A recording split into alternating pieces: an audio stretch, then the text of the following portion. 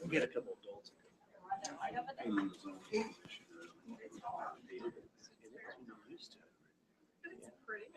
It is. It's just too cold to quick. I don't ever get used to it.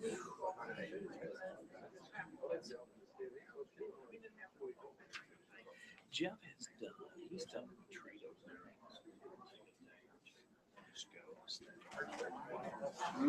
I appreciate you letting me know. Everybody wanted it.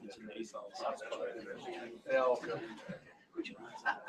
Richard came in there and Steve ran. You didn't know how hot it was.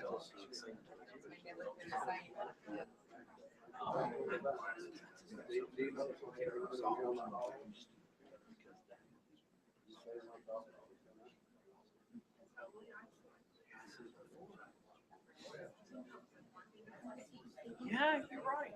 You're right. Yeah.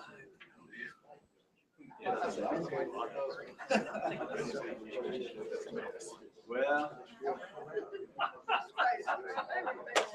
He told somebody said they get their set up. He said, wrong way. It's good experience. I still got yours that's in the office down to I'll save it. I'll get them. Yeah. I got a place on the key upstairs. Awesome.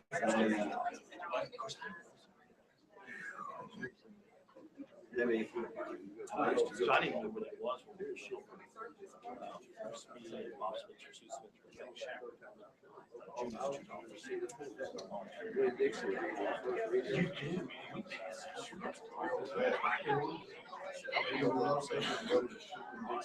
Yeah, that's great. You know, that's a great location.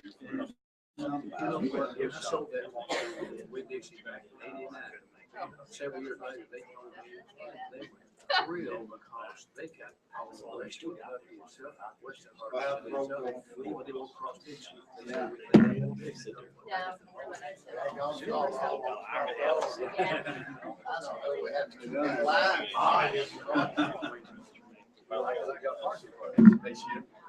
Hey. Tire on both sides of me. Hey, Sarah, I was thinking, the text. Yeah, nonsense. I'll call you. You know what I wanted to say?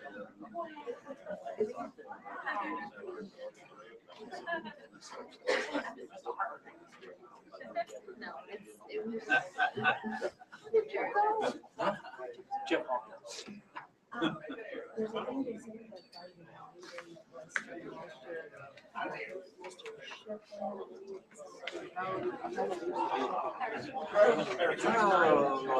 You all decide which one of you want to go. There's a dinner, right? What night is it on? December the 3rd, it's a Wednesday night. How you doing? So, you know, I mean, neither one. But, okay?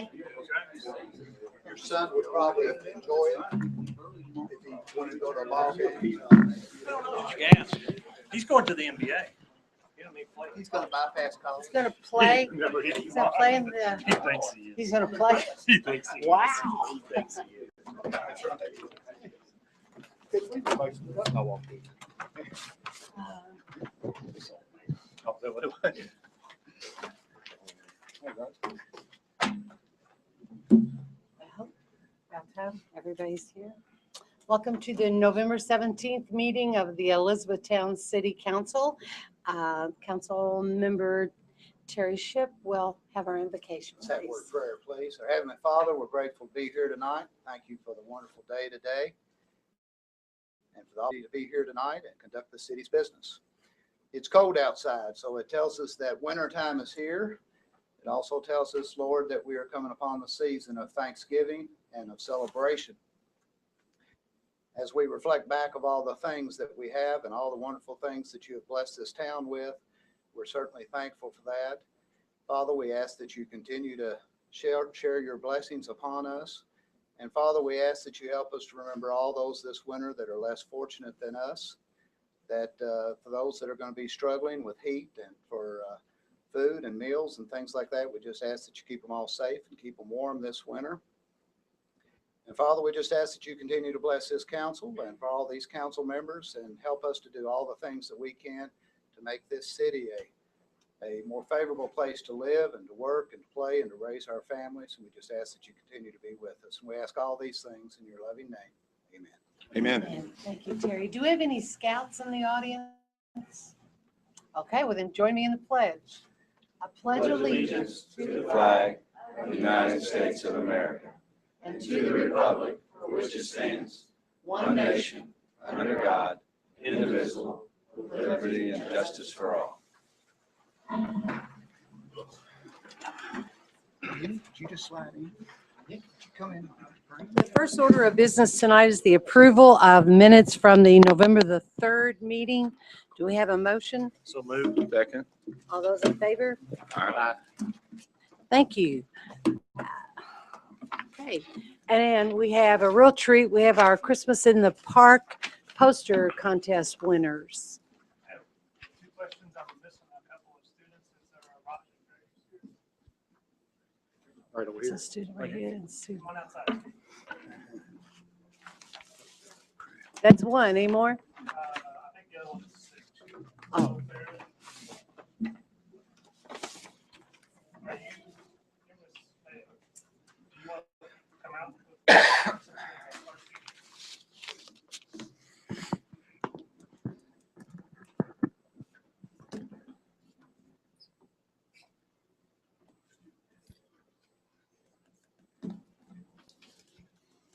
All of you all are familiar with our Christmas in the Park poster contest. All right, we're ready. Sure. So, okay. We'll wait for you. Wait for a moment. All right. Good afternoon. Apologize for the confusion. I think this is my 14th year up here, and I'm still nervous, just like I was the first time. I don't know why. Good afternoon. I want to thank you all for taking a few minutes out of your busy schedule to recognize the 2014 Christmas in the Park poster contest winners. Let's see. Last few years, we've had a little under 100, a little over 100. Well, this year we had a spectacular, not great, spectacular turnout. We had 194 poster contest entries. Wow. I And by the way, you all, this is Billy Pate with Nolan RECC, and he's worked, 14 years now with the Christmas in the Park? Yes. So, go ahead. Thank you. I'm sorry, Thank I didn't you. introduce myself. But had a spectacular turnout, was really excited. I want to recognize one school in particular, and actually the art teacher is here tonight. And that's the art teacher, Miss Mayday from North Hardin Christian School. And they were over half of our entries. So Wow. she really got her students involved. So I appreciate that. Got some other thank yous to give out. I think just about every year, but maybe one, the ladies from the Central Kentucky Art Guild have been the judges for our poster contest. So I want to thank them. It's first 15 or so are pretty easy, but when you start narrowing it down to the final ones, it gets hard. And I don't envy them at all. And I also want to thank our local banks that are here tonight. Each one of those sponsors, each kid from each grade level K through 5 receives a $50, used to be a savings bond, but over the years things have changed and now they're doing gift cards. So each child gets a $50 gift card. So with all the thank yous out of the way, it's on to our winners. We're going to start off with kindergarten and work our way up. And our first winner is Amber Lewis. She's from Creekside Elementary. And with her is Kim Douglas with First Citizens Bank. All the way over to the end. Step over that board. Watch that board there. You go all the way to the end of the desk. Our first I grade know. winner, I talked with her mom this morning, and out of consideration for the other kids and parents, she was unable to make us tonight. she was going to have a day off anyway, whether it snowed or not. She was ill today, so she Oh. couldn't make it. But had talked with her art teacher, and she came. So I want to invite Zoe Ferris's art teacher, Miss Heather Mayday, from North Hardin Christian School, and she is with being sponsored by First Federal Savings Bank and Vicki Hilton. And she has broken her foot. Mayor, you remember that? I do remember that.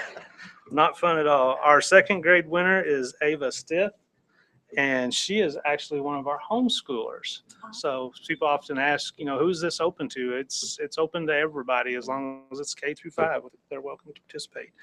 And she is coming out with Barbara Edwards from the Sicilian Bank. Our third grade winner is Cameron Durrance, and he is from Meadowview Elementary, and he is coming out with Dustin Ross from Kentucky Neighborhood Bank. Wow. Our fourth grade winner is Brooke Reams from Morningside Elementary, and she's coming out with Michael Bateman from Fort Knox Federal Credit Union. Some of y'all might recognize her characters in her poster. And our fifth grade winner is Raja Graves from Rineyville Elementary, and she's coming out with Val Claycomb from Republic Bank and Trust.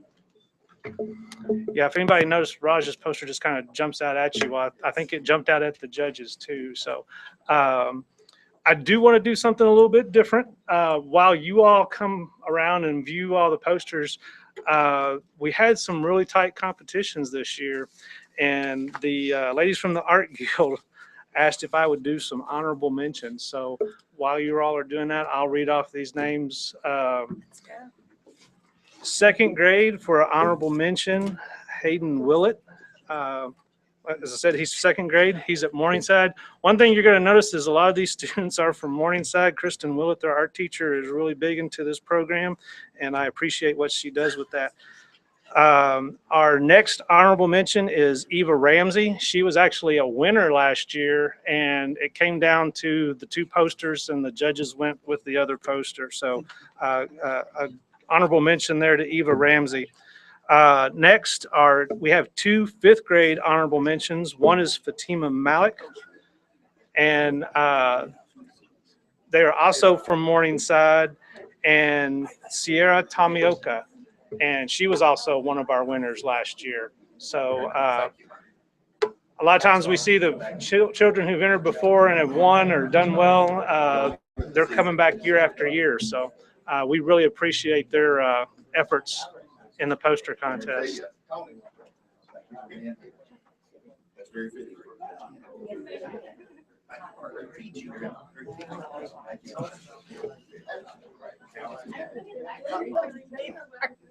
It's either cold or Thank you. Very good poster. It's just hot up here.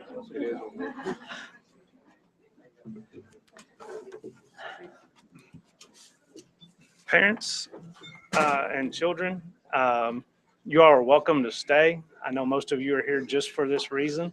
So if you want to leave, you can leave at this time. Mary, never mind. I will meet you outside in just a few minutes if you all just kind of want to congregate, try to keep it down because they're going to be trying to hold a meeting in here. But I think there's an award that I'm supposed to stay for. So, but I do want to get you all your tickets for the event next week. So if you'll just hang around outside for 5 minutes, I'll get those to you. All right. Thank you.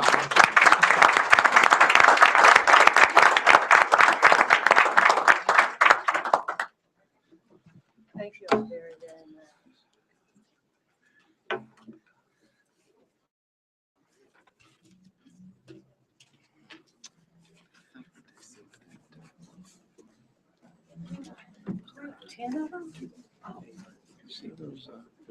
And with that, I'm going to give up the podium, but I've been told to hang around. No, this is in the-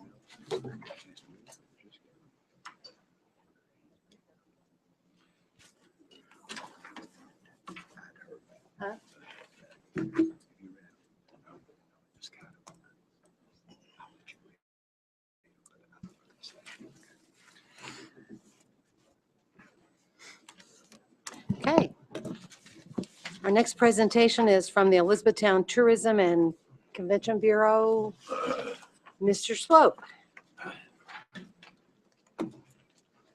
Thank you, Mayor and Council. And as Mr. Pate said, it's always nerve-wracking to come up here and address this group, especially after a presentation like that, because I fear that what I have to present to you is not nearly as much fun and receive as much applause. But the Tourism and Convention Bureau did have their meeting a week and a half ago, as they usually do, and we were privileged to have General Custer come by and greet the commission. And it was our privilege to present the walking tour, downtown walking tour, with a $730 check. I think most of us in this room experienced the walking tour this past summer, and what a wonderful asset that is to our community and also to tourism, really, in Hardin County. We also, as a commission, approved support for a concert coming up at the Historic State Theater. It'll be the Shooter Jennings concert, and Shooter is Waylon Jennings' son. Should prove to be a great show. We're really looking forward to that, and the commission is supporting that with some marketing dollars. Janet Clark, our sports and marketing director, has just returned from her major convention, Teams Convention, where they're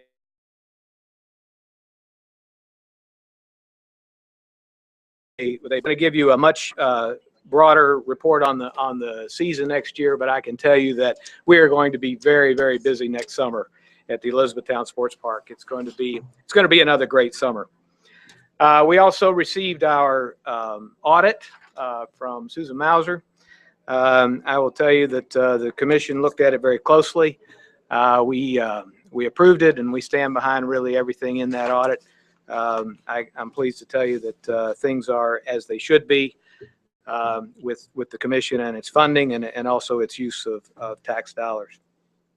Let's save item 4 here for the last. We, as a commission, commissioned a third-party study to be conducted on tourism in the local area. Bill Geist was identified as the person probably best suited to do that for us.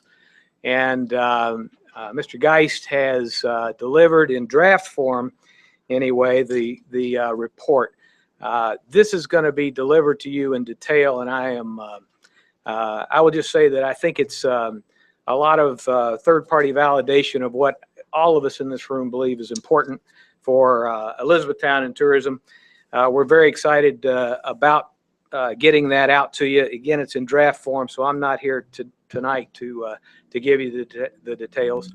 I'll also say the commission is very excited about the fact that the city has commissioned also a different viewpoint, if you will, from a third party, but the City Visions report. I think the two of them are probably going to be very important documents for all of us to take a look at and to assess as far as their recommendations. Many of the commission board was at the Boundary Oak event the other night, as many of you were. The commission is excited about this new potential for tourism in our community. And what a great event it was, what a historic event it was.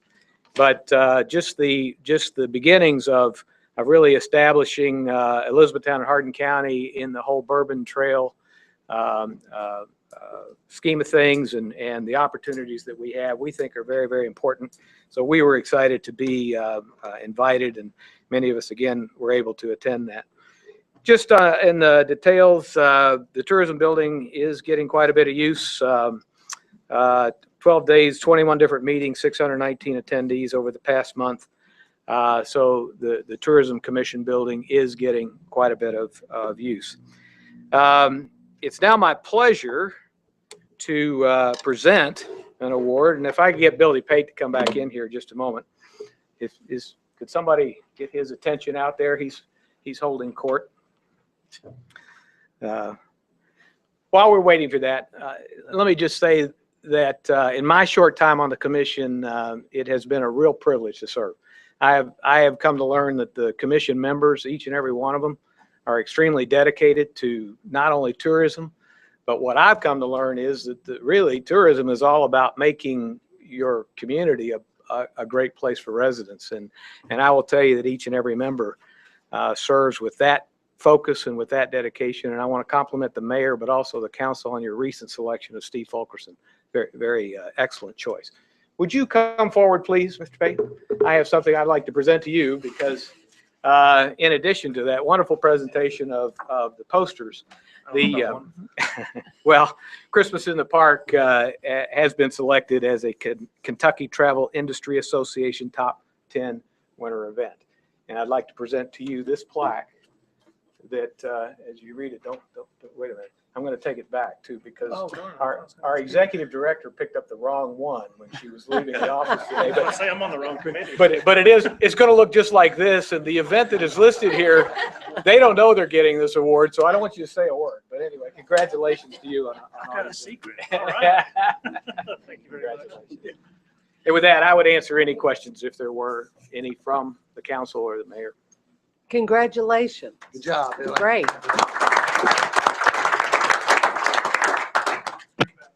Yes. Yes. Thank you, Carl. Emily, you want to talk about the State Theater? I have lots to talk about. Okay, great. As you might assume, December is a very popular month for us there at State Theater. I see a lot of customers that I give a hard time because they only come during this 1 month a year. And I'm like, you know, we do things the other 11 months too. So Christmas is a very busy time for us. But before we get into December, I just want to highlight this Saturday, November the 22nd, comedian Haywood Banks will be here. If you're not familiar with him, he is a very quirky guy and has a lot of funny little songs that he sings and has a pretty good following. He's a very strong Bob and Tom comedian, has been with them, featured many, many times over the years. Okay, but for December, the month starts out with December the 5th and the 6th, and I cannot take credit for this event, but I'm certainly going to talk about it because I think it's great. If you're familiar with Joe Bennett and Eric Clemens, who make up the Eric and Joe Show, they rented from us last year and are doing it again this year, and it's a Christmas variety show. It is sketch comedy, but it's very, very clean, very, very family oriented. And last year they had one show and were about 50 seats shy of selling out the entire theater. So this year they have expanded and are going to do 2 shows, both Friday and Saturday. Councilman Lewis has already purchased his tickets this afternoon, so he will be there. But Not performing. Come on, you can do it. But those guys, they're great guys, and if you want to support your local talent, those guys are a great way to do that. So. Also, our Christmas film series starts on Thursday, December the 11th. We're going to be showing Christmas in Connecticut.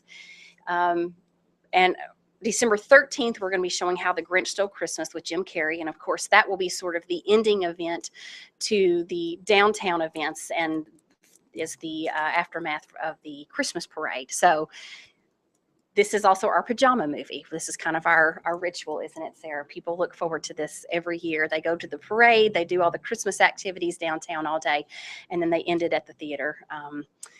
Usually for this show, I have 400 to 500 people. So it's always very exciting to see kids and adults alike in their PJs. So one event I want to highlight as well, December the 12th. This is the first time I've done something like this. It's called a classic TVs, and what I have done, I have taken 4 classic television shows, and we're going to feature all the Christmas episodes of those shows, including I Love Lucy, The Honeymooners, The Beverly Hillbillies, and of course my personal favorite, The Andy Griffith Show.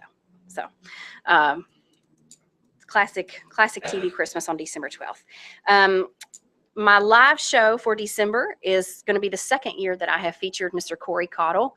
He is an amazing, amazing piano player. I have to rent a grand piano for this show and bring it in. It's a pretty big deal. If you're not familiar with Corey Cottle, you may be familiar with country artist Justin Moore. Corey is Justin Moore's keyboard player and is only able to do his own shows for a very limited time of the year because he's so busy touring with Justin. So he not only, it's not just Corey and his piano. He brings an organist, a drummer, backup singers. It is everything, and it is Christmas themed. So it's half instrumental, half Christmas songs. So it's a wonderful, wonderful evening. The show is. You get a chance to come see it. December the 19th, which is on a Friday. I know Mayor is a big Christmas lover. So, yeah. Unlike the rest. Get all his grandkids. That's it. That's Yeah. it. A couple of other films that are featured this year are Scrooged with Bill Murray and Holiday Inn, which is one of our more classic films. So, and then of course we get into January, and just think how much better all these are going to sound next year when we have this sound system. It's going to be great. So, Where are you in that process? last Tuesday, David Wright, my consultant, was there for about 6 hours. He brought an architect with him as well as an additional consultant from his own firm. We hope to have some sort of preliminaries. And I have told him my personal goal, I would love to see the sound panels and the acoustical curtains installed by January for our Shooter Jennings show. So we are, that's my goal. Now I understand speakers and some other, more timely installation things may not be happen by that time, but that's my personal goal that I would love to see. I will tell you, as far as Shooter Jennings go, the reserve seating section is sold out, and that is about 150 nights. It's doing extremely well. So, Okay, any questions? Yeah. All right. Thanks. Thank Emily. you. Okay, now we're going to ordinances. Ordinance number 24, 2014. Annexing property located at Ring Road and Western Kentucky Parkway. Motion to read the ordinance. So moved. Second. All those in favor? Aye. Ordinance number 24-2014, an ordinance for the city of Elizabethtown, Kentucky, annexing property located at Ring Road and Western Kentucky Parkway. Whereas the property owned by the Hardin County Extension District Board, Pence Leasing LLC, Kentucky Transportation Cabinet, Citizens Union Bank, and City of Elizabethtown, located at Ring Road and Western Kentucky Parkway, is adjacent or contiguous to the City of Elizabethtown's boundaries. Whereas by reason of population density, commercial, industrial, institutional, or governmental use of land and or subdivision of land, this property is suitable for development for urban purposes without reasonable delay. Now therefore, be it ordained by the City of Elizabethtown, Kentucky, that from and after the passage, approval, and publication of this ordinance, property located at Ring Road and Western Kentucky Parkway, and being more particularly described in attached Exhibit A, legal description, and Exhibit B, map, is annexed into the City of Elizabethtown.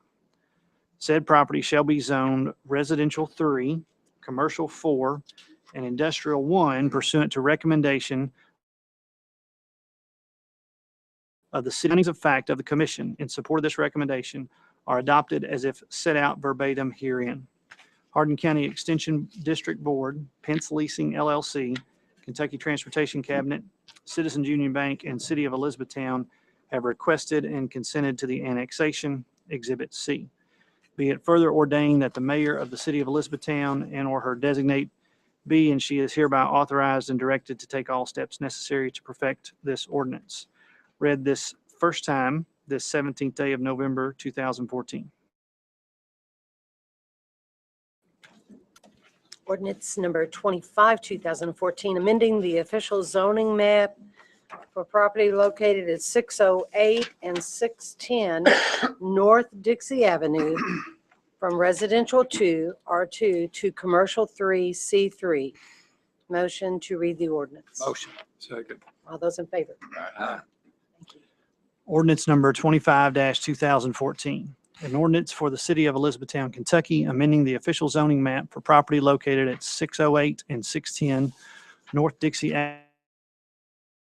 Avenue to Commercial 3.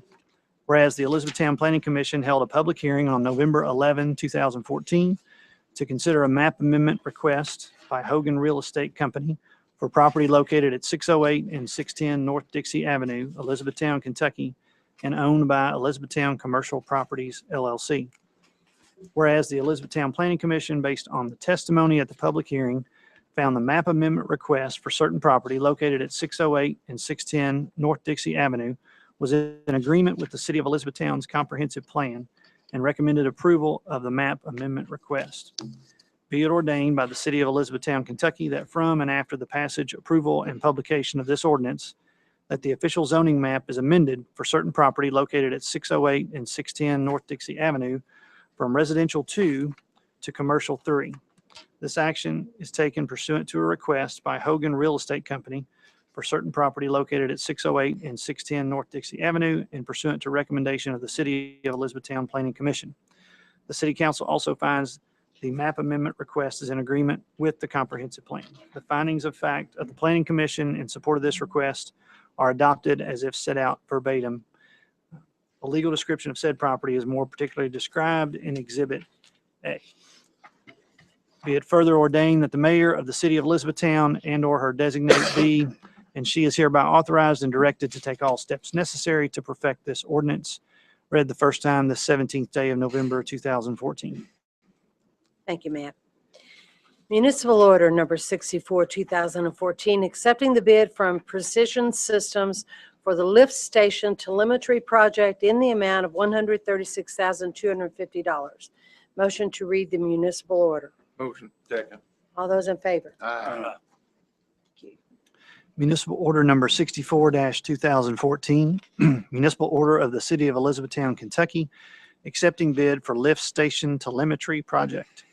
At a regular meeting of the City Council of Elizabethtown, Kentucky, held on the date set out below, a motion to read and adopt the following municipal order was duly made, seconded, and approved. Be it hereby, or be it ordered by the Elizabethtown City Council to accept the bid from Precision Systems for the lift station telemetry project in the amount of $136,250. Be it further ordered that the mayor of the City of Elizabethtown and/or her designate be, and she is hereby authorized and directed to take all steps necessary to perfect this order. Read, adopted, and approved this 17th day of November 2014. Thank you, Matt. Motion to adopt the order. So moved. Second. Those in favor? Aye. Any opposed? Okay, Municipal Order Number 65, 2014, approving the amended contract with the Kentucky High School Basketball Hall of Fame, Inc., pertaining to 212 and 216 West Dixie Avenue. Motion to read the order. Motion. Second. All those in favor? Aye. Municipal Order Number 65-2014. Municipal Order of the City of Elizabethtown, Kentucky, amending contract with Kentucky Basketball Hall of Fame for property located at 212 and 216 West Dixie Avenue. At a regular meeting of the City Council of Elizabethtown, Kentucky, held on the date set out below, a motion to read and adopt the following municipal order was duly made, seconded, and approved. Whereas the Elizabethtown City Council voted by motion at their January 21, 2014 meeting to approve an agreement with the Kentucky High School Basketball Hall of Fame to redevelop city-owned property at 212 and 216 West Dixie Avenue. Whereas KHSBHF is desirous of taking fee simple title to a building and lot owned by the city at 212 and 216 West Dixie Avenue. Be it ordered by the Elizabethtown City Council to amend the contract with the KHSBHF to take fee simple title to the building and lot at 212 and 216 West Dixie Avenue for the purpose of establishing a Kentucky High School Basketball Hall of Fame. Be it further ordered that the mayor of the City of Elizabethtown and/or her designate be, and she is hereby authorized and directed to take all steps necessary to perfect this order. Read, adopted, and approved this 17th day of November 2014. Thank you, Matt. Motion to adopt the order. So moved. Second. All those in favor? Aye. Any opposed? Okay, Municipal Order Number 66, 2014, accepting recommendation of the Elizabethtown Planning Commission to deny amendment of the official zoning map for property located at 1401 Pear Orchard Road. Motion to read the order. So moved. Second. For the sake of discussion only, I will second motion. All those in favor of reading the order? Aye. Okay. Aye.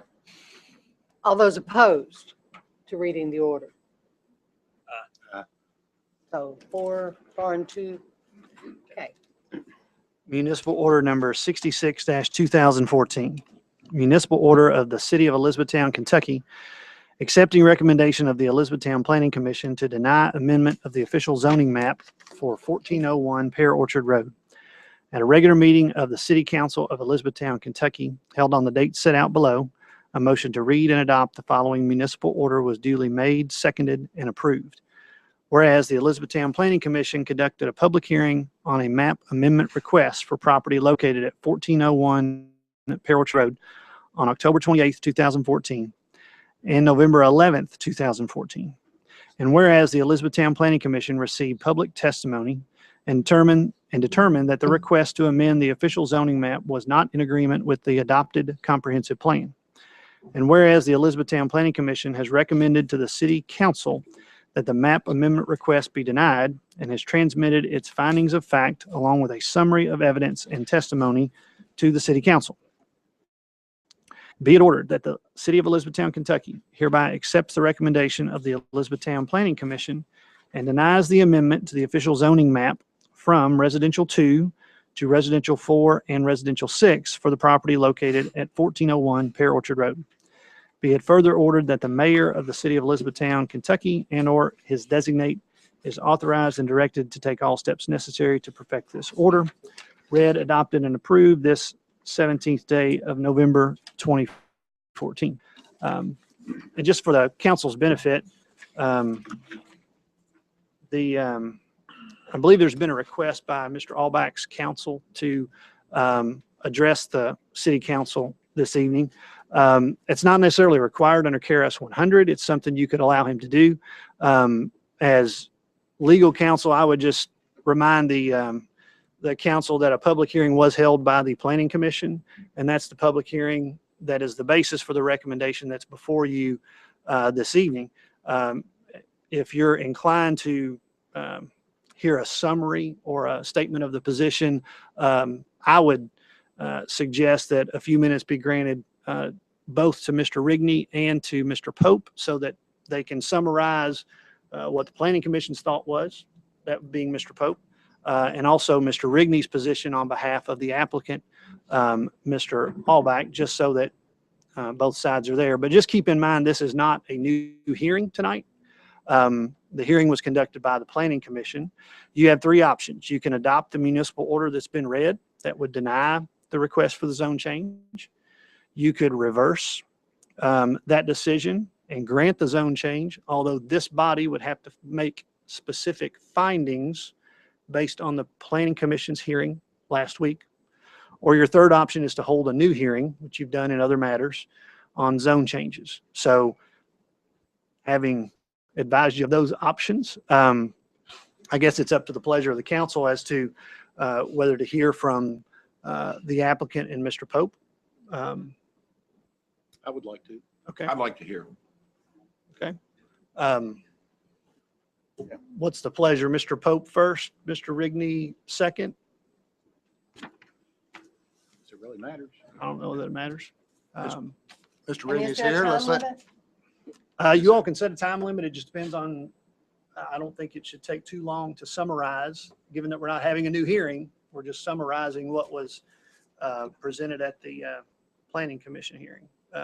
If you want to impose a time limit just for time constraints, I think that's fair. I think 5 minutes aside would be sufficient, but just a thought on my part. 5 is fine. You gotta talk like an auctioneer. Well, talk that fast. Should I lead off? It's fine. Madam Mayor and council members, my name's, as most of you know, my name's Roger Rigney. I represent Mr. and Mrs. Tim Allback, Tim and Teresa Allback. They were the applicants. We believe that the commission was incorrect in reaching the decision they made because we think that we've showed that there have been enough changes along the Ring Road corridor in that part of town to show that the proposed zoning changes is consistent with community-wide development policies. Mr. Pope had a slide presentation prepared, as did we, And I'm assuming that you all will get to see that at some point in time, but in any event, Mr. Pope stated that there are 3 steps, I guess, maybe 2. One is the agreement with the community-wide development policies. There were 4 factors, and that is emphasis is placed on reuse and redevelopment of existing parcels, the size and the scale of the development, and access to all public roadways should be defined in minimum. Of those 3 factors, excuse me, the Planning Commission, we were in agreement with, they were in agreement with us on 2 of them, that the access points will be limited. And may I borrow, if I may borrow your easel?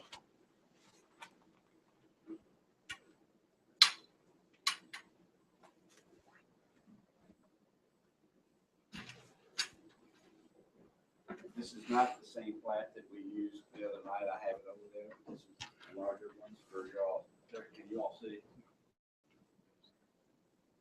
Same drawing, just bigger. Same drawing. Okay. just bigger. This is Ring Road. This is Pear Orchard Road. 2 access points at a minimum on Pear Orchard Road. This one would go back to this area, which would be the R6, the request for the R6. This one would go back to this area, which is would be the proposed R4. Right now, what you have is C3, C3, C3, R2, and R3. Now,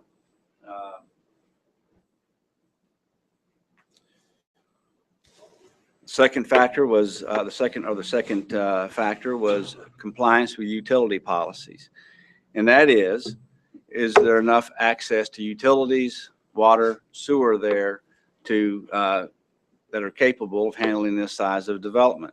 Well, there were 4 factors, and there were 4 areas of agreement with no areas of disagreement. So, I mean, I don't want to simplify this, but if you're keeping score, now it's 7-1, quite frankly, in favor of rezoning. Is the relevant property location and information? And this was where the disagreement was. The property is currently zoned R2. Now, for the sake of argument, I'll just refer to this as lot E. That's what lot E is. Off Pear Orchard Road. Lot E is zoned R2. It's single family housing.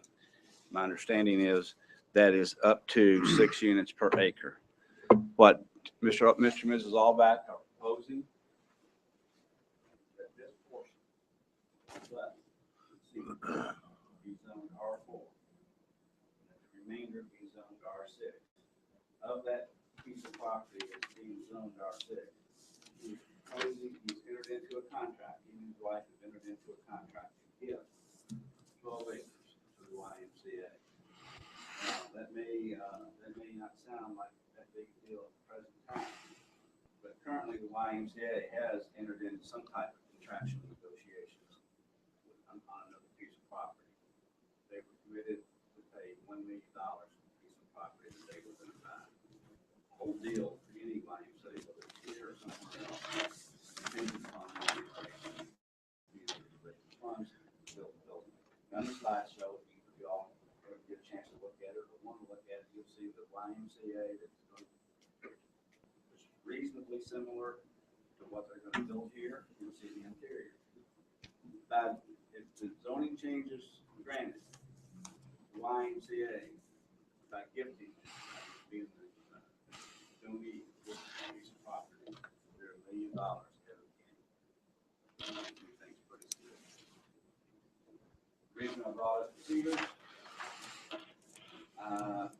roughly right in here, most of the Cedars over here is zoned R2. This is the road that comes off Ring Road. I think it's called Evergreen. There are about 3 houses there that abut this piece of property that are zoned R2. Back here is what they call the Garden District. It's zoned R4, which is exactly what Mr. and Mrs. Allback are proposing right here, border that R4. Roger, 5 minutes. I told you I couldn't talk that fast. Let me, in the slideshow, we showed, and in the presentation, we showed that there have been a significant number of changes in that area of town, all the way from along Ring Road, from Mulberry Street, all the way over to the Dixie. As a matter of fact, the zoning comprehensive plan has not been updated since 2002. But despite that, the whole area from Mulberry to Dixie that abuts Ring Road has been changed, is now zone Z3, except maybe for some apartments back on this side. Thank you. Thank you, Roger. Ed?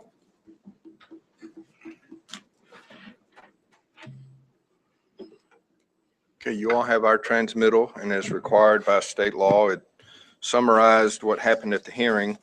Would point out a couple things for you all is when reviewing the comprehensive plan, the Planning Commission and this city council follows that document, and there's a several step process that we go through in reviewing any proposal.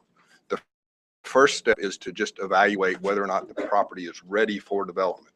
And that's what Roger spoke to, those community-wide development policies and those community-wide utility policies.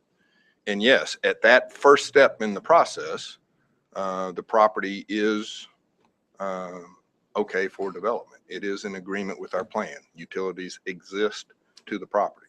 The next step in the process then is to evaluate what the city's long-range plan or the map, the land use map, says for the property. And it says this property, this specific area should be in the suburban residential zone. So at that point, all the commission does is stops because our plan says you go through this process, and at any time in the process, you're not in agreement with the plan, you stop, because state law says to make a change, the commission first must find is a proposal in agreement with the plan or not. So when we got to that second step and said it's supposed to be suburban residential, the commission stopped. That's why your recommendation, that's why our staff report was prepared the way it was. That's why the recommendation came to you all. Roger points out that there is major changes in the area, excuse me, that to make that finding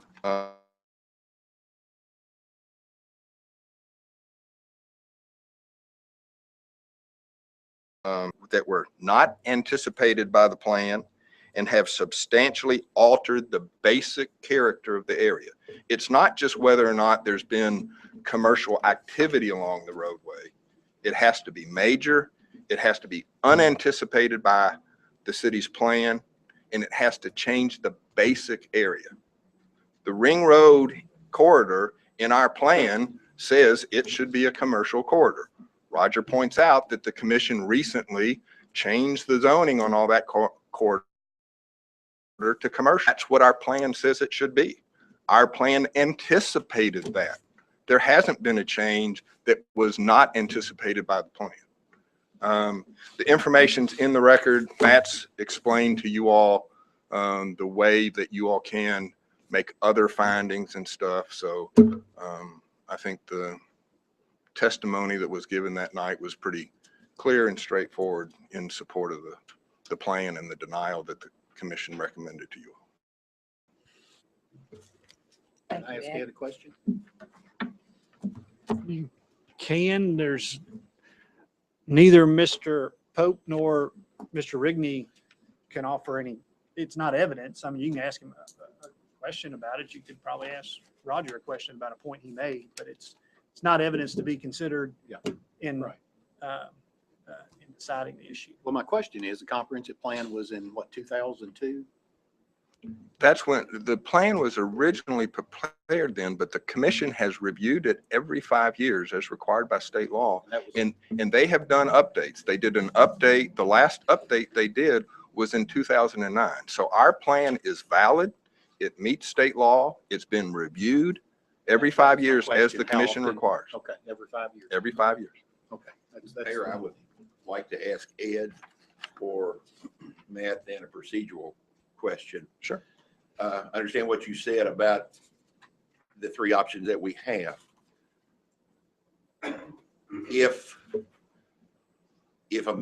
Can a motion be made, which is one of the options, to not accept the recommendation of the planning commission during this meeting, if I give sufficient finding of fact at that time and then vote on that. Is that, rather than, I'm not asking that we hold a hearing of our own. That's my personal, but I'm just asking the question. If that motion is made not to accept the recommendation of the planning commission, and I'm prepared to give finding of fact, can we vote on that this evening? It has to be as an ordinance form, and it would just be the first reading of the ordinance. Okay. But yes, you can do that, Ron. But that's the form that you all Okay. then make a positive approval, is by ordinance with your own findings. And would I give those findings of fact at this time? Yes, they have to be a part of that, Okay. that ordinance. If, as an example, the ones that you all just read on the annexation and the one on Dixie, that ordinance says the findings of the commission are made a part of this city ordinance and adopted by the city council. Since the planning commission came up with the findings, in those two instances, you all were just adopting them. So in this case, with an ordinance, because the commission did not come up with any findings to support that, you have to come up with your own. Counselor Hess, I'm sorry, Ron, go ahead. Sorry. Well, and I was going to tell the mayor then at the appropriate time, I'm going to make a motion to reverse the recommendation of the planning commission after whatever discussion we want to have to take place then. And Yeah, I guess at this point, you've got a municipal order on the table, so you have to take some action on it. yes, Mr. Do we Mayor. have a fourth option where we can table this for further discussion, executive committee meeting? Can we do Well, that? I have a I'll comment let to your make on attorney that as answer well, that. because the way I understand it is too, we basically cannot discuss this at all because the hearing is closed. We cannot discuss this with any of the participants. The applicant, we cannot discuss this at all because we've already had a hearing on this, or the commission has already had a hearing on this. But- And us as council members, I do not believe can discuss this. You all can't discuss the matter outside this public meeting. The discussion you all are having, Has to have now. Has to having have now in an open public meeting based on that record is perfectly okay. What you can't do is go outside the hallway and Well, talk among I yourselves. agree. And the or reason whatever. why I said that is because I think Ron said he didn't want to have another meeting Public hearing, or a public A hearing. hearing. So, I mean, which is one of the options. so that's right, Right. which is one of our Yeah. options. So we either discuss it now Or or, vote on. or vote Right. on the ordinance at hand. And I apologize, Mr. Absolutely. Pope, being the lifelong planning director here is probably going to maybe educate all of us on the contents of KRS 100. But this scenario, it may address Mr. Bennett's question that he was beginning to ask. If the municipal order before us is not adopted and no further action is taken this evening, I believe the council could still act on this recommendation, although not necessarily tonight. Correct. This council could review, consider what Mr. Rigney has stated, consider the content of their application, consider the report of staff further. And at a later meeting, someone could make a motion to adopt findings that are different than what has been proposed in the municipal order. That's correct. And under KRS 100, you all have 90 days from the final action of the planning commission. And final action under state law is deemed to have occurred the day that body votes. So the planning commission voted last Tuesday. So you all have 90 days from last Tuesday to take your final action on this. So you're right. Matt is correct. You do not have to take action tonight if you all feel we need to draft an ordinance and whatever. But I But we mean, should take action, or we have to take action on the municipal order, which is on the table. no, you've got 90 days. I mean, you've got 90 days to take your action. I mean, We you all, want to take action on the. yes, municipal if you order. want to take action, you can. But the thing about it is, if I understand you correctly, we're not allowed to do any more than talk among ourselves In a public fashion. in a Unless we public can- fashion. So So we can go on an executive committee You, meeting, you- right? you can, No. We can't, No. we can't do that. No. Okay. Are you talking about closed session? Right, right. You- This is it. That's what I'm saying. So But- how, what other information is going to come to, If everyone you, state law says we have to transmit to you a summary, that was done. Right. If you all say, wait a minute, we got a summary, but I want to watch the whole hearing, we've got it on DVD. We can make copies and you can watch the hearing. Again, that's the record. You're not taking additional testimony. You're not doing anything outside the hearing, and you can watch that if you want to. Then you can hear more than 5 minutes of Roger's presentation. Many more minutes. I mean, but I mean, when you say what else is there, I mean, if you wanted to, Kenny, you could listen to the entire hearing instead of the summations. I was going to say, we got a summary. of it. But you're right. I mean, you're not going to hear really anything new. No. No. different. No. I mean, because Roger did a nice job in summarizing his That's why I think position. we ought to so. act on it tonight, because I don't see anything different that's going to jump out at anybody. If that's the case, then I'm gonna make a motion. Well, we have a motion on the table. No, we He don't, said he The motion going was just to read the Just to read it. municipal. I'm sorry, it was just to read it. Just to read it. which we have done. Can I ask We what done. your road corridor study is going to be done? By contract, they're to have their final reports to us, I think in February of next year. But there is absolutely no money whatsoever to do. in a budget to do that. And But yeah, it's just a study. It's just evaluating the corridor. And that study's Well, past but the I'm 90 saying we days. obviously That budgeted. study's past the 90 days. Yes, we did. Okay, yeah. Well, I'm just curious as to what the information that sheds on that. just as clarification, and I know it's different there, That's a but question I the had. part of Pear Orchard Road that adjoins this property, is that city or county? That is now city. It was brought into the city limits when we brought it in annexed the before. Keplinger property. Okay. As part of Pear Orchard's still county. That is correct. Okay. The council took, when we took zoning on this, we zoned, Initially, when it was annexed, you put it in the city's future development holding zone. And then this spring, based on a application from the Keplinger family before they had the auction, you made some zoning changes as Roger alluded to on the C3 and the R2 and different things. That was done in April of this year. Then And before you make your motion, I would just say as a further comment, as the council liaison, I was at the commission hearing. I think it was a well-conducted hearing, and I think both sides did an excellent job in their presentations. And, but I'm quite comfortable that the commission made the logical and the only decision that they could make based on our comprehensive additional findings of fact to overturn it, then that's the way I understand that it has to happen. I'm prepared to Then that's state gonna mine. I'm prepared to state what I feel are the findings of fact in my mind, which are not in agreement with what we've received from the planning commission. I'm going to make a motion that this body reverse the recommendation of the planning commission based on the finding of fact that, based on the evidence that has been presented at the hearing, that this area has been altered significantly based on the physical, the social, and the economic changes that have taken place and are anticipated to take place.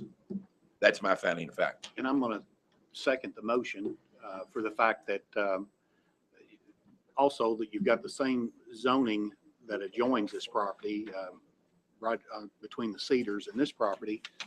And also we talk about the road, the road's not sufficient. That's kind of catch-22. They're not doing anything to the road, like you said, because there's no money. But another reason they're not doing anything to the road is because you don't have any development there. So we don't need to do anything to the road because there's no development. So now that we turn it down because the road's too small as one of the reasons. So, as far as the road's concerned, that's going to have to be dealt with anyways. But also part of your findings of the fact is the fact that there is same zoning requirement right next to this. Right that next butts door. up to it that they're asking for. So I second your motion. And would enter that as a part of the finding of fact. Okay, I'm going to need Matt's help, and I'm going to put on my other hat now. I'm your city employee advising you as city council members. I'm not advising the planning commission now. Case law says you cannot simply parrot the statutes for findings of fact and making a motion. So you haven't come up with any findings yet, Ron. You need to have some factual information. You just, my finding. The courts have said that's not good enough. So you need to. We probably have to rely on Roger. He's got the information. I'm asking, I'm prepared to answer. Then Roger, I'm asking. would you And let's- elaborate on my findings? Well, the physical Just, change, Roger, just for the purposes of a clean record, however this may go up, certainly I'm only confine gonna, it to what, repeat I'm what only was at gonna the, reiterate what we brought up at the planning commission on, November the 11th. Ring Road's been widened significantly. At the intersection of 251 Mile Street and Ring Road, there's now a 7-lane intersection. There's a new stoplight at Pearl Orchard Road and Ring Road, which has a turn signal. In 2013, I've alluded to this property all along. Ring Road from Mulberry Street to Dixie Highway was rezoned C3. Dr. and Mrs. Godfrey's property, which I think you all know where it is, it's intersection of Pearl Orchard Road and Ring Road, has been rezoned C2. Legacy Estates, not more than 1,000 feet from where we're talking about on this property site, has been changed to R6. The economic development along Ring Road, I think goes without question. But you're looking at Cool Spring Shopping Center. You're looking at Myers that's coming in. And as I announced at the Planning Zoning Commission, if you can imagine the backside of the Myers lot that fronts Pearl Orchard Road north of Ring Road, there's a new big box store. Contract's been signed, it's been entered into. I'm not at liberty now, nor was I on the 11th to tell you who it is. But it's another big development, just as big, if not bigger than Myers. You've got the surgery center. You've got a new school. Those are on Ring Road. You got Dr. Brown, Dr. Richardson's building. That's on Ring Road. You got First Christian Church, which is C2 class zoning, or C3, which is on Ring Road. You got John O's, and those are just a few. And that's the economic development that's taking place along that road. The societal changes. I won't even get into Freeman Lake Park, but you've got Veterans, which is 1,500, 2,000 feet from this site. And the proposed development, I will point this out. Mr. Allback has proposed. You can see it here. This is a walking trail. So people want to walk, the residents there want to have a walking trail, they can. If they don't, they can walk over to Veterans Park, which is not that far away. They can go underneath the tunnel, underneath Ring Road that the city built to connect Freeman Lake Park with Veterans Park. I think the Planning and Zoning, the Planning Commission at the hearing on November 11th was concerned with traffic. That was, as far as I could discern, the big concern. Well, I agree with what Councilman Lewis said. I don't know what came first, the chicken or the egg. But if you don't do anything, as long as you got Pearl Orchard Road Northwest and people are utilizing that to come across to Pearl Orchard Road, you're always going to have traffic problem. And as the county develops and grows out there, you're going to have increased traffic flow. Those are just a few of the changes that are physical, societal, and economic. Thank you. Thank you. Okay. Those are my findings of fact. Want You want me to repeat your reiterate findings of that? fact? No, I accept what Roger has presented. And I And second. also, I don't think Roger mentioned, it adds a transition zone in that area, which the need didn't exist before then. So I would add that as a finding of fact. Mayor, let me, I still don't understand. What is your finding of fact? I think Roger presented. No, but if you don't care, Councilman, I'd like for you to present what your finding of fact That is. this area has been, my finding of fact is It that has this changed. area has been significantly altered socially, physically, and economically since the comprehensive plan was developed 11 years ago. But we've been advised that it has to be unexpected change. I think everything that has happened along that could be, and it could be classified as unexpected change. Got another big box store coming. It's Exactly. I mean, but all of that corridor is commercial free because we expected that to be a commercial corridor. And I'm just looking for the one thing that's happened that has been unexpected in that area. I don't think any of us expected what has happened in that area, Councilman Chip. Alex Gurley. Let me, if y'all don't mind, let me ask Ed a question. Edward, you know, we'd zoned that as R2. Was that supposed to be the buffer zone? We were wanting at R2 to be a buffer zone for commercial. The city's plan says that once you go outside Ring Road, in general, we should look at a suburban residential density, which is 6 units or less per acre. So, I mean, what was the specific language said we're putting R2 on it as a buffer? I'm sorry, Bill, I don't remember that as part of the motion. Would it function that way based on being next to R2 and commercial and R4? It could. I mean, the densities are going to vary, and that's one of the things our plan says you should have those varying densities as transition. So yeah, I think you could defend that thought process with our plan, yes. Were there any opposition from the residents concerned about the population density of the area? You've got apartments there. It wasn't expected to have apartments there. And so you've got an increased population density in that area. Was that a concern? That was the basic testimony from the opposition, yes. Did anybody really think that that wouldn't be developed, that much ground right there on Ring Road? I mean, I think it's maybe, I don't think apartments were expected. I think when we zoned this, it was mainly homes. And Well, this body 6 months ago zoned it R2. Yeah. And we voted on that unanimously. Mayor, I like this development. I like a lot of things about it. Since I got my package, I have tried to find within the KRSs a way to overturn this with findings of facts. And I understand what Roger has said and what Councilman Thomas has said.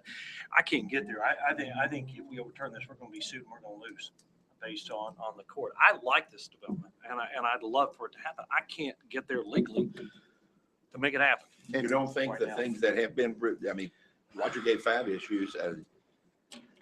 Well, But some none of of- those issues though are along the Ring It's on Road. Ring And as Road. I understand it, that was already zoned there. So you really can't take that. In fact, you can't take First Christian Church development on North Miles. What about the Into rezoning this of the area Godfrey here. property? That's along Ring Road. Yeah, but that's commercial. But that's commercial. That's We're not talking That's about what I'm saying. commercial. We're I talking about, realize that, but we said changes, and that is a change that has been rezoned. but that has not been an unexpected change. Those are all planned changes. and we zoned this R2, what, about 5 or 6 months ago, as you said? 6 months So, ago. Right, 6 months ago. So, that's what they requested, wasn't it? Right. They came in and requested that. You know, but the bottom line is this, we've been talking for the last few years about being business friendly in this city. And, you know, we've got this large piece of property right here in the city limits. We just put it in the city limits. So, you know, I'm like Marty. I think it's a good project here. You're talking about putting the YMCA there.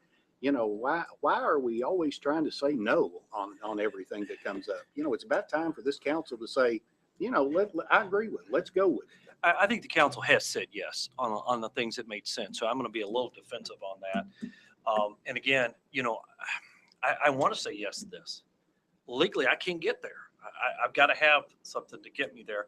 And I hope that somewhere down the road that if this doesn't happen here, that we can work with Tim to try to figure out what does it take to get there. I You think know, that this development, I agree with you, Councilman Fulkerson. And I think that this whole project still has a chance of making it.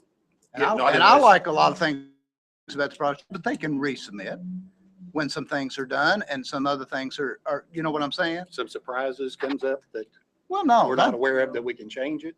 no, but I mean, you know, traffic was a concern, but at the hearing, was over 200 and some apartment units, one entrance, one exit on Pear Orchard Road. That we just don't, the commission did not think that that piece of property with the access that it had for an R6 rating. And the comprehensive plan says that it's not ready for an R6 rating. Comprehensive So, plan's 11 years old. yeah, but it's been Yeah, that- reviewed. I realize You know that, what I'm but saying? Basic But, premise but of what it. I'm saying is I think as Ring Road or Pear Orchard Road, as that study comes back, as maybe some funds are found to do that, or maybe some, a little bit of a revision in the plan and the way it was presented. But I can tell you that the commission did not take, they just didn't bypass it. They all want growth too. I realize that. They all want growth and they all want good things and they want development as well. And the commission also told the residents that were there, do not expect that this is going to stay a farm. This property has been purchased. This property is going to be developed. Do not expect that this is going to stay a farm and you're going to look at it's going to be a green space all the time. But as Councilman Fulkerson has said, we've got to get there legally. Well, again, I personally think that we have made sufficient statements that we are there legally. Now, if Councilman, and you have alluded, Councilman Chip, several times to the hearing, and I granted, I have not, heard any of the hearing. I understand. If council would like to hear, the tapes of the hearing, I'm open for that. I don't think it's not going to change my mind. And the fact that I think we have presented sufficient evidence to show that area has been altered. But if the council would like to hear the testimony, which we've done before, then I'll do that. Well, we got a motion second to We do. override this. How many members are on our planning commission right now? 6?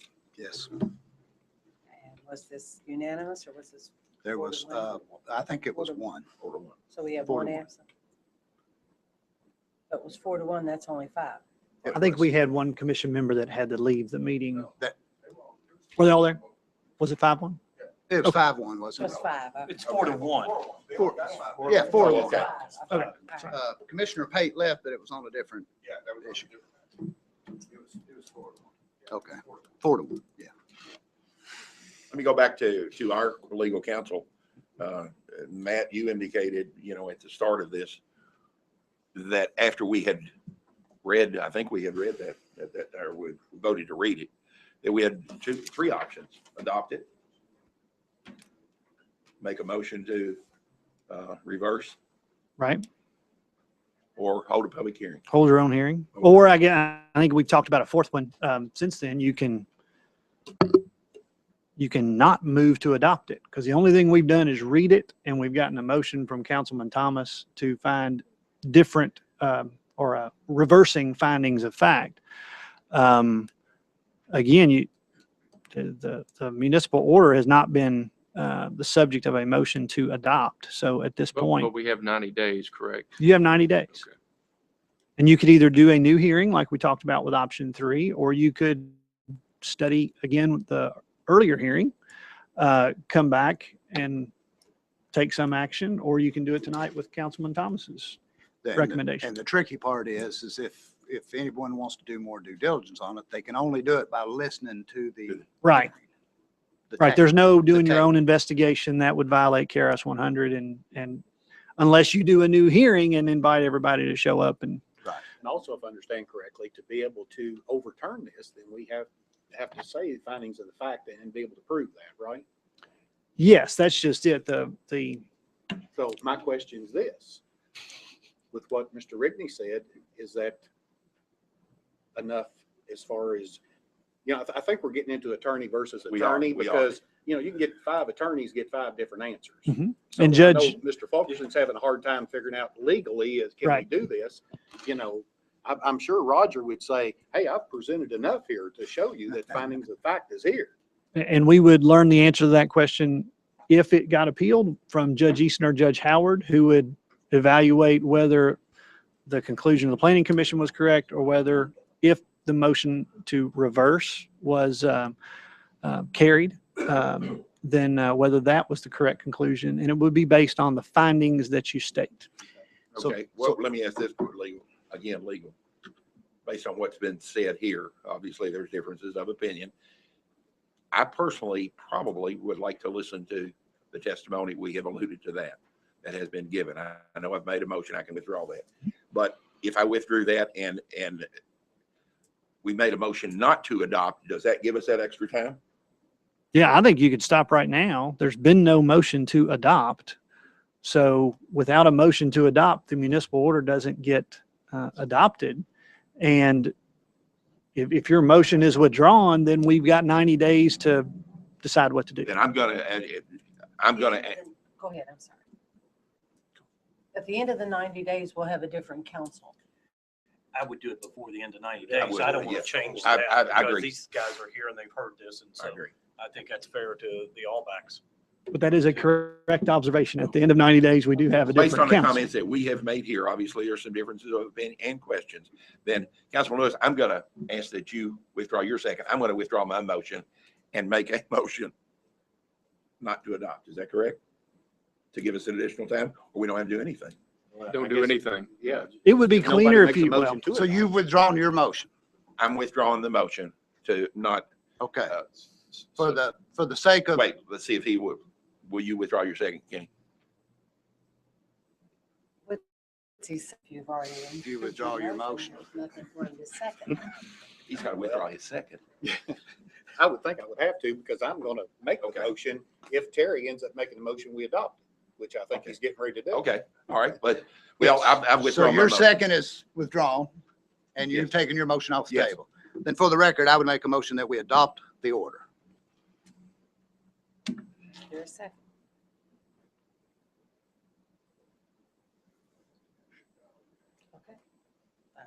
Okay. Okay. Done. So I'm going to ask the question now, where do we sit as far as proceeding since we've taken no action on that? I think we are still in a 90-day window to take some action on this recommendation. And we have all 4 options that we discussed earlier, should the matter come up again. Okay. I'd like And to we- see if I could get the DVD of them. And I would too. I would too. Yeah. And like Councilman Fulkerson said, I would like for this council to decide on this, because I don't think it's fair to new council Yes. members come on I board agree. and something, deal I with agree. something, an issue like this. If really, this is the first they've heard about it. Let me ask a question then, as far as keeping everything on the up and up. According to the council members today, Mr. Hawkins has been emailing and calling them. Mhm. Is that to be done now in the future? I would suggest that anybody that's contacted by someone interested in this, advise them that it's inappropriate to have any communication outside of a public meeting, and that if there is a new hearing, everyone would be provided notice of that. But I think my advice would be to respectfully decline to engage in conversations about it, because you're, especially if you're going to look at potentially reversing that decision, it needs to be based on that hearing, and any findings need to be based on that hearing that was conducted with the Planning Commission if you don't do your own hearing. And I would also request that, I know there are interested citizens out there, please try to respect that, that rule of law that we, our council members have under KRS 100, and let them arrive at this decision based on the record that was there at the public hearing. Well, and the way I understand that, if there is lobbying from the residents to the council members, and then that council member has to recuse himself from voting. And if this council cannot make a decision, the decision of the planning commission will stand. Right, if no action is taken in the 90 days by this council, the recommendation Can't hear goes you. through. Can Mr. Hawkins say something?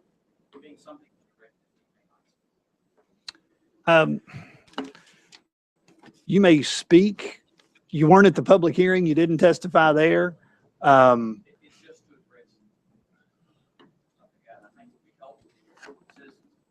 mean, it's a, That, we're getting back into our hearing. yeah. I mean, I'm not going to tell you you can't speak. That would be up to the city council members. But in terms of this being a decision that everybody wants to be based on that record under KRS 100, I would just keep in mind Testimony's closed. if something comes in that shouldn't come in, whoever doesn't like the decision could try to utilize that for their advantage, and that may be helpful to what you want to accomplish. It may not be helpful to what you want to accomplish. So, but if the council wants to hear from you, that's up to them. I would just caution that. I think if you have something you'd like to say to us, Rick, we'll listen. I don't either.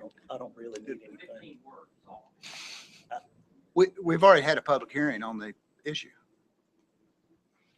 And I'm afraid it's going to taint the process. I agree with Mr. Hess. You can welcome to address the council, but I just have a feeling that, and if you're in favor or not in favor, one thing or another, I think it could kind of taint the process. Rick, does it pertain to the discussion we've had? Then we better, We better not. Well, Simply answers what the mayor said, and I think the legal counsel can hear that. It's 15, 20 words in seconds. I think, Rick, the problem is if it wasn't with the hearing, then it could actually almost change the whole process and start all over. We're just, well, we think it would be better to be careful not to speak on it.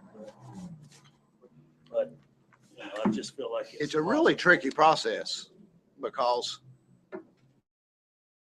we're not at the hearing that want to learn more about the issue, but you can't talk to people A lot about of it depends on what he's going to say. it. Yeah, that's right. They can talk to the two attorneys and then they can. Rick gets up and says, I want to thank you all for doing a good job. What you done wrong? I have no problem with you speaking to the council, and I guess I'm only one of 6, so I guess it'd be up to the other 5. and I have no problem, Rick, as long as you feel that it would not in any way lead to a legal situation where it could be used. What honor you think that I have, it would not. Okay, then I have no problem then. We've all been cautioned over and over. We're to talk to no one. And this afternoon, when everybody got here, and 2 or 3 of them said, hey, Rick Hawkins called me or emailed me, and I wanted, but if you say it's legal for him, then let's have it.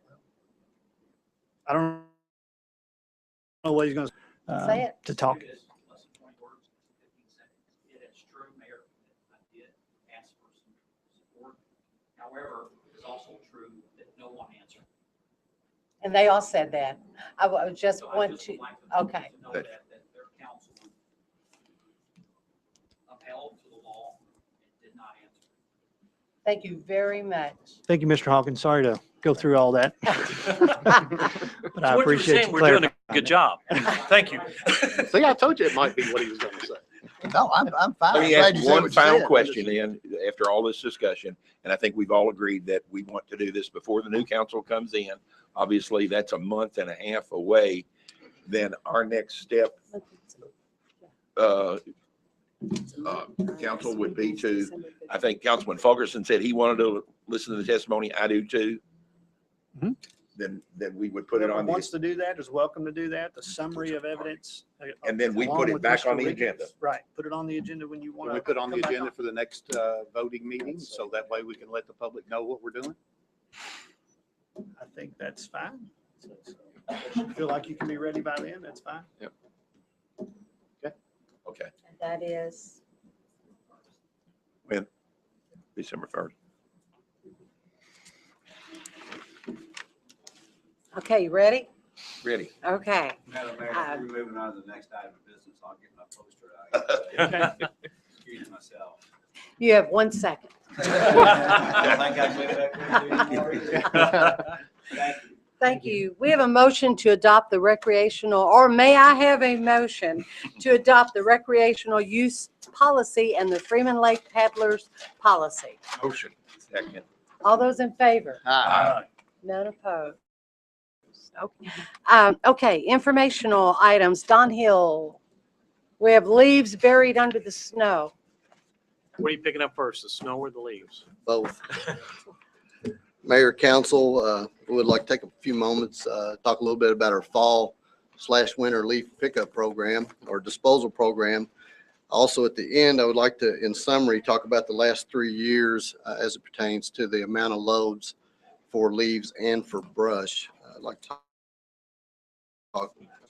The city of Elizabethtown recommends 4 ways to dispose of your leaf. First is clear bag leaf method. The second is the loose leaf method. 3 is composting, which the mayor referred to last week. And then 4 is private hauling. For the clear bag leaves method, we just want to make sure that everyone's aware that we will only pick up clear bags. And we ask that you limit the weight of the bags to 50 pounds. These bags may be purchased at the Department of Public Works at 301 Waterworks Drive and at the Pritchard Community Center. The cost is $3 per row of 25 and 27 to 50. If our residents choose to rake the leaves out to the road, we will pick those up using vacuum trucks. And what we ask on that is please separate all brush and debris from the leaves and to assist in eliminating operational delays, and also place the leaves in areas not to obstruct drainage structures. If you choose to compost your leaves, you can mulch them up, use them as fertilizer in your gardens, in your flower gardens, also in your yards. And information or further information on that may be found at the Hardin County Extension Office or at the Hardin County Public Library. And if the residents choose to use private hauling or lawn maintenance contractors, we do provide an outlet as long as those leaves are generated from within the city limits of Elizabethtown. You can dispose of them at 300 Waterworks Drive. The schedule that we're going by, and today we were, for brush, we were in area 1. And also for leaves, we're about halfway through area 1. So I'll describe the areas and the schedule as we go from area 1 to 2, 3, so on and so forth. Area 1 is described as west of 31W and north of St. John Road. Area 2 is west of 31W, south of St. John Road and north of the CSX Railroad. Area 3 is east of 31W and north of North Miles Street. Area 4 is north of 31W, east of North Miles Street, and west of the CSX Railroad. And Area 5 is south of the CSX Railroad.